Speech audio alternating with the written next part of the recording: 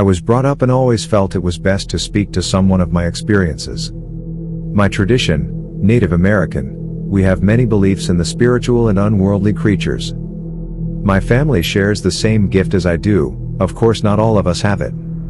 I was told by my grandmother that we have a strong line of magician men and women in our family. When I was young I was able to sense the presences of a spirit. As I got older my senses heightened and it came to where I knew if it was female or male, a child or adult. Now it's to where I see them. Sometimes shadows, mists, a glow and others as real as anyone else. Right now I live in Okinawa, Japan. I moved here in April 2010. My family calls this a gift, but at times it's real fear. I've been trying to control what I allow myself to see and feel, which hasn't been easy. There is so much activity on this island that at times it's difficult to filter what's actually there and what's not. I have 3 experiences that will forever stay with me.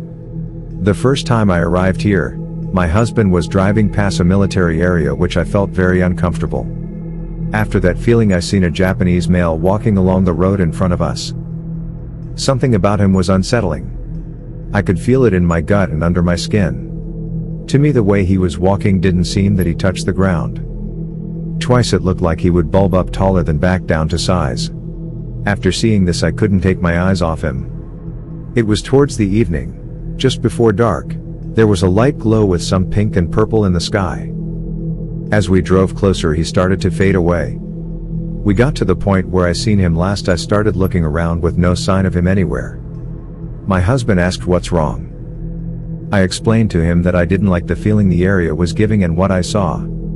He then explained to me about the area and stories that are connected to it. Unfortunately, I can't share details due to it being a military base. He told me that it's an old munitions storage and there were some deaths involved. Sounds of guns and explosions in the distance when there shouldn't be. There's times when guards will see old Japanese soldiers geared up for battle and upon being approached they would disappear. For all I know what I seen that evening could have been a Japanese soldier back in 1945. My second encounter here was in my own home. I live in what Japanese call a mansion, but it's actually an apartment, American style. For several days whenever I woke up to go to the bathroom I felt someone watching from the spare bedroom. Night after night this continued. The room has always felt stuffy and dark. I went into the room one night to confront whatever was in there. My entire body started to tingle and I felt almost empty. I had to get out of the room and went right back to bed. That night I slept close to my husband. Third time, I was home alone. My husband was working the night shift. I was asleep when noises at the foot of my bed woke me up. It was the sound of crinkling paper. I laid in bed listening to it and then it stopped. We didn't own any animals at this time. I admit, I was scared. After that I felt a presence. It felt like a child, pacing back and forth from the foot of my bed to the side of the bed I was sleeping on. My body starting getting the chills and feeling sick in the stomach. The only other way I can describe it was the feeling of a hangover. I covered my head and fell back to sleep. But not for long. I woke to what I thought was my husband finally home. My nerves finally could settle. I could hear his boot on the tile floor walk from the door to the office, but he never came to the room.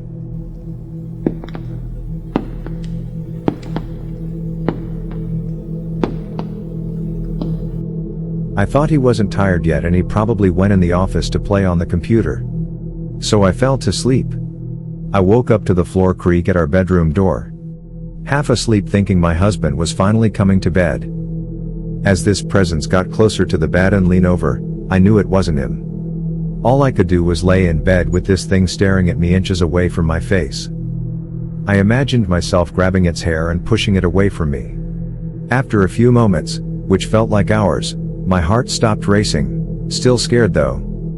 I mustered up the courage to get out of bed to tell my husband what happened and to come to bed. I got up and the place was dark. I wondered if he stepped out, but there was no evidence of him ever being home. I slept light for the rest of the night, with the TV on and heard the front door open this time. I yelled out my husband's name to make sure it was him. Thank God, it was him. I don't know how much more I could have taken. I told him my experience, that we are getting a cat and I was going to smudge the house in the morning. When I woke up I was angry about what these spirits put me through. I smudged our home fed up, I was basically yelling at them to get out. In my tradition cats can see spirits and they will protect those they love. We now own 2 cats. Since that day I haven't had any encounters in my home anymore. Outside is another story.